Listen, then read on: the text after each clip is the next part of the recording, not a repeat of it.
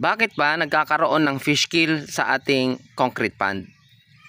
Batay sa aking personal na karanasan mga paps, nagkakaroon tayo ng fish kill dahil sa pabago-bago na temperatura ng tubig. Pwedeng yung biglang maging mainit o kaya biglang maging malamig na medyo sensitibo ang ating mga tilapia, kaya nagkakaroon ng fish kill. Mas prone ang fish kill sa ating concrete pond kung ito ay mababaw ang tubig dahil kakapusin na sila sa oxygen, dagdagan pa ng mainit ng temperatura. Ayun, nagkakaroon tayo ng fish kill. Ibabahagi ko sa inyo mga paps yung aking karanasan o aking naranasan ngayong kalagitnaan ng summer na kung saan yung temperatura natin ay pabago-bago o kaya mataas ang temperatura, umaabot ng 41 degrees. Kaya nagkaroon ng fish kill sa aking pond. Lalaki na oh.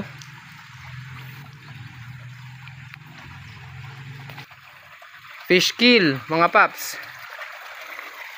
Yung mga malalaki ang namatay. Oh no. Look.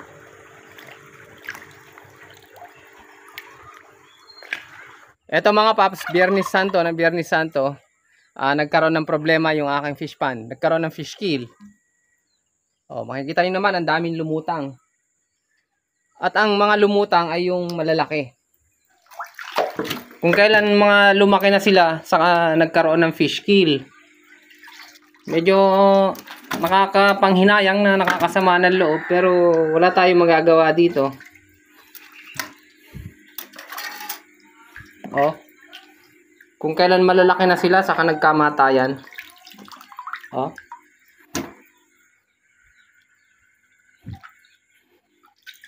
Konti lang natira, paps. Ito yung bata ko. Ano pare? Idi pinakamudag ito, nagbiag dapay?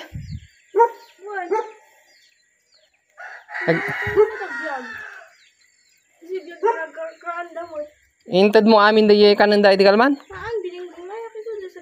Oh. Ako naman, at least adda na bati? Anong at least may natira? Ikita mo nga oh, ang dami na namatay. Sige, tanggalin mo yung mga namatay, lagyan mo dun sa timba. So ito lahat paps yung namatay. Halos ang planggana. Ito yung natira. Mas maliliit yung natira.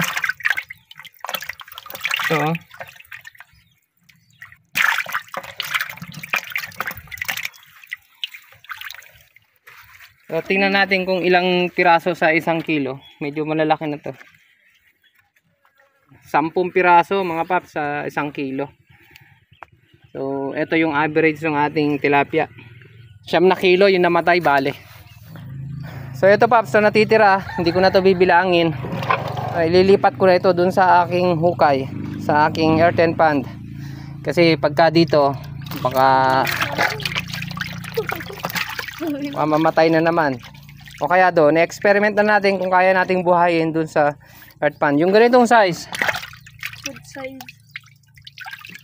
Siguro ang kilo nito mga 15.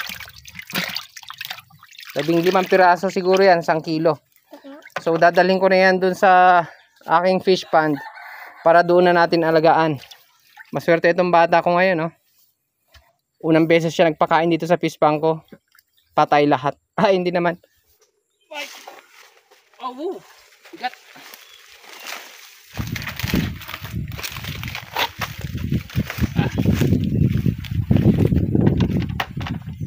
Ay.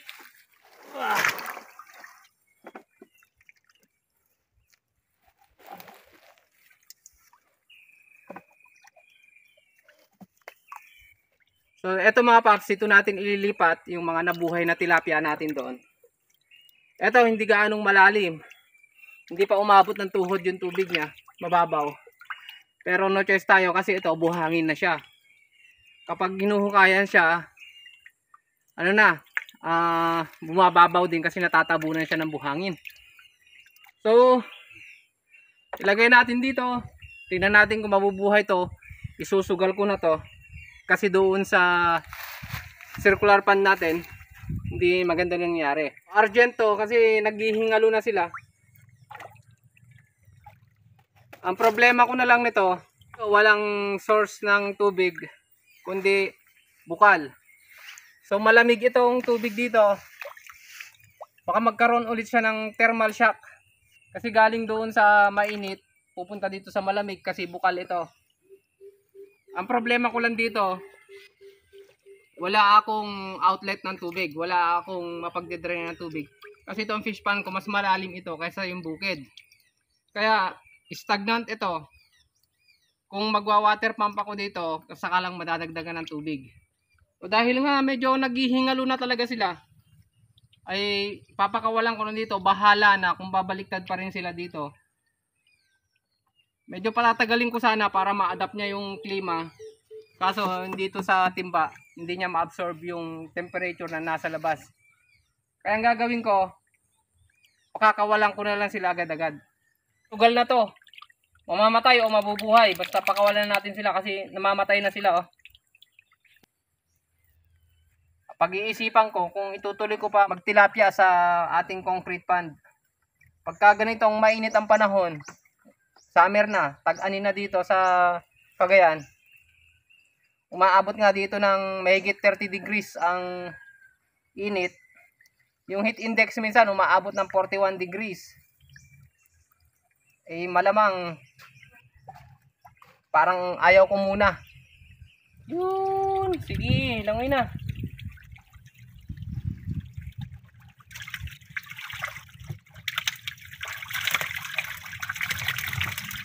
Sige na.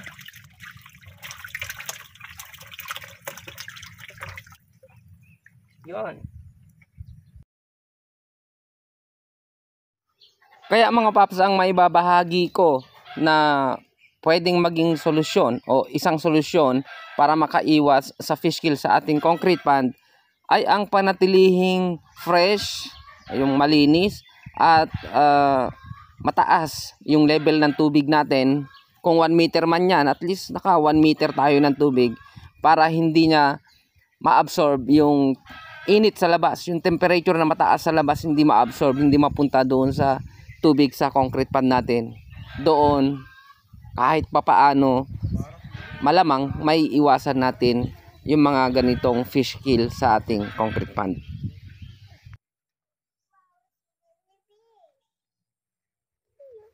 Etong sugal na tayo dito sa ating fish pond. Kasi ang problema natin dito yung fish and order. Pagka nakita ng mga tao to na merong isda nito, hindi ito tatantanan hanggat merong nakikita. Lalo po yung mga panahon na tag-hirap, sigurado yan, pagka may isda na ganito, pang-ulam na rin kasi yan. Kahit ganyan lang kaliliit, magiging pang-ulam na naman. Kaya ito, emergency, nilipat ko na dito. Pero dapat, babakuran ko muna yan bago ko ililipat. Kaso kailangan na nating ilipat kasi mainit yung panahon, namamatay sila dun sa concrete pond. Kaya nangyari, right then and then, naglipat tayo. Talaga ang main concern ko lang dito, madaming kalaban. Kasi masukal yung paligid natin. Ano yan, madaming mga hayop dyan. Meron dyang bayawak, merong ahas, yung mga sawa. At ang pinakamatindi dito, yung sawa na may paa. Yung dalawang ang paa, may itim ang ulo. Yan yung pinakamatinding kalaban sa lugar na to. So next time mga paps, update ko kayo kung anong mangyayari dito. Ito na mga paps, talagang sobrang init talaga yung lugar namin. Ito, hindi mamasayang dahil mainit. Ayun, tuluyan na nating pinainit siya. Dinaing na natin mga paps yung ating, yung lumutang na tilapia natin.